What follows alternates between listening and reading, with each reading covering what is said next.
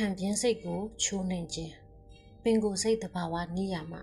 လူမှန်ရဲ့လူတကူစိတ်နှမျိုးနဲ့ရှင်သန်နေကြရတယ်။တစ်စိတ်ကနားလေတည်တမှုရှိပြီးလက်တွေ့ဆန်တယ်။နောက်တစ်စိတ်ကမြောက်စိတ်လိုပဲလက်တွေ့မကြောက်။တွေးခြင်းရတွေးလှုပ်ချင်ရလို့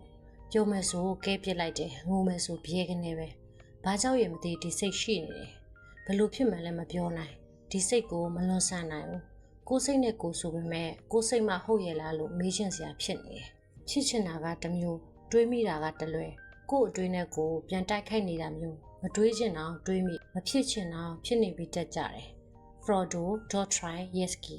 စိတ်ခံစားချက်နဲ့ပတ်သက်လာပြီးအခြေခံကြကြသဘောပေါက်သွားအောင်စိတ်ခံစားချက်ဆိုင်ရာစင့်ကဲဖြစ်စဉ်ကိုမဖြစ်မနေသိထားဖို့လိုတယ်။မြင်ရှင်သန်ရေးတည်တာဗဒနာဆိုတဲ့ငွေရပါညင်ကိုတက်ရှိတိုင်းမှာတွေ့နိုင်တယ်။ဒါကလည်းနှစ်ပေါင်းတန်းနဲ့ရှိပြောင်းလဲတိုးတက်လာခဲ့တဲ့စင့်ကဲဖြစ်စဉ်ကြောင့်ပါ။ပတ်ဝန်းကျင်မှာအနေရှိနိုင်တယ်လို့အာရုံခံမိတဲ့မွေးရစက္ကန့်ပိုင်းအတွင်းအဲ့နေရာကနေထွက်သွားဖို့လုပ်တတ်တယ်။စိတ်စုံမှုနဲ့လှုပ်ရှားမှုအကြားမှာအချိန်ယူလိုက်ရတာမျိုးလည်းမရှိဘူး။လင်းနဲ့ချက်ချင်းပဲ။အာယုံ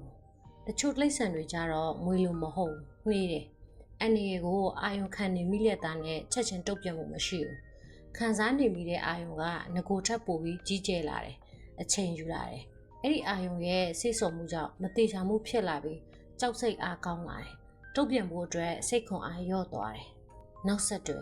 အစောပိုင်းကတော့မတိမှုမမြင်မှုနားမလည်မှုကြောင့်အာယုံတက်တက်နဲ့အနေရတစ်ခုပေါ်ကြောက်စိတ်ထားမိတယ်။ဒါပေမဲ့စိတ်ပိုင်းဖြတ်မှုအားနည်းတဲ့အတွက်ကြောက်စိတ်အတိုင်းတာကတိုးမြင့်လာပြီးယွန်းစိတ်နဲ့အတူအခြေအနေပေါ်တုန်လှုပ်မှုတွေရှိလာတယ်။အနေရှိမှုအပေါ်အာယုံကြီးလာတာနဲ့အမျှတုတ်ပြတ်မှုနှိမ့်ခွေးတဲ့တိရစ္ဆာန်ရဲ့လှုပ်ရှားမှုတွေအားလုံးမူမမှန်တော့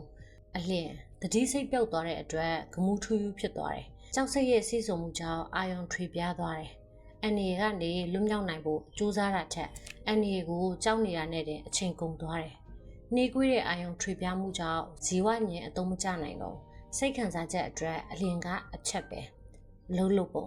လူဆိုတာဆက်ဆံရေးတိရစ္ဆာန်ဖြစ်တယ်။ဆက်ဆံရေးတိရစ္ဆာန်အတွက်လှုံ့ဆော်မှုနဲ့ခံစားချက်တွေကအင်မတန်အရေးပါတယ်။ဒီဖြစ်စဉ်နှစ်ရဲမှမရှိပဲပေါင်းသင်းဆက်ဆံရေးဆိုတာမရှိနိုင်ဘူး။အော်ကြီးဟစ်ကျဲအတန်မျိုးတွေကြက်သိမ်မွေးညင်းချပြီးသပင်ထိုးထောက်သွားတာမျိုးတွေကအမျက်ဒေါသထွက်တာကိုပေါ်ဆောင်တဲ့အပြုမှုတွေပါ။ဘေးအနေရှိလို့တတိပေးတဲ့အနေနဲ့သို့မဟုတ်တုတ်ပြန်လိုက်မိတာမျိုးလည်းဖြစ်နိုင်ပါတယ်။နေပုံထိုင်ပုံသွားပုံလာပုံပြောပုံဆိုပုံတွေအလိုက်အာယုံတစ်ခုခုပေးတာမျိုးကနေအမူအရာအမျိုးမျိုးလုပ်တာတွေကလိန်ဆန္ဒကိုထုတ်ဖော်ပြတာမျိုးဖြစ်ပြီးအကြောင်းကိစ္စရဲ့တစ်ခုခုအတွက်အမူအရာအပြုမှုကနေတစ်ဆင့်အသိပေးတာမျိုးလည်းဖြစ်တယ်။ခံစားချက်အာကွဲရှာပြဲအောင်မှုပြီးမိခင်ဖြစ်